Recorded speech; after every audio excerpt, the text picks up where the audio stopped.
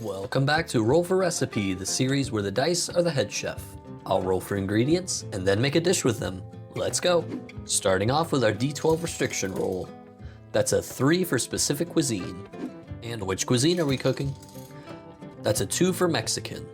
Rolling now, D10 for protein. And that's an 8 for swordfish, ooh, my favorite whitefish. And now rolling D8 for carb. That's a 3 for pasta. And now a D20 seasonings roll. And that's a 4 for mint, not something I typically think of with Mexican cuisine, but it might work. And 2D20 for produce. That's a 10 for Brussels sprouts and 20 for leeks. And now our D100 wild magic roll. And that's an 89 for evaporated milk. You know, this thing keeps rolling high for some reason. So today we have to cook with swordfish, pasta, mint, Brussels sprouts, leeks, and evaporated milk, and somehow we have to make it all into a Mexican dish. Let's get cooking. So to me, Mexican cuisine is very heavy on corn and chili, so I'm gonna lean into that quite a bit here. I decided to make a Brussels corn slaw with some serrano chilies and leeks mixed into it. The actual slaw itself was inspired in part by elote, which is a Mexican corn dish, and has a generous amount of chili powder mixed into it while I was cooking it. Once it cooled down, I added some mayo, sour cream, the mint that we rolled, and some lime juice to kind of round out the flavors. As for the swordfish, I seasoned it with this taco mixture that was sent to me by Comic Spices. Thanks.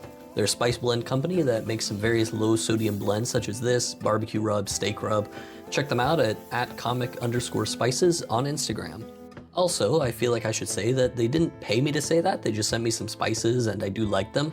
But if a company would like to sponsor a video, I probably wouldn't be opposed to it, if you get what I mean.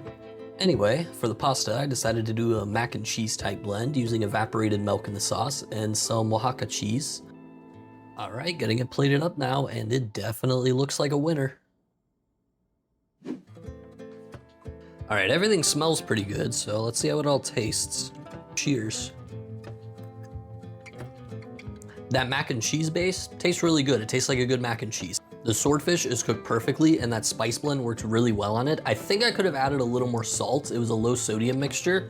Each individual component tastes good. It all kind of blends better than I thought it was going to, especially with that mint. I didn't think the mint was gonna work in this, but it actually tastes really good.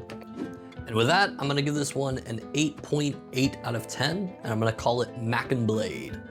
I think if there was some more spice in the dish, I would have pushed it into the 9s territory, but overall a very good dish and everything kind of worked better than I expected, so.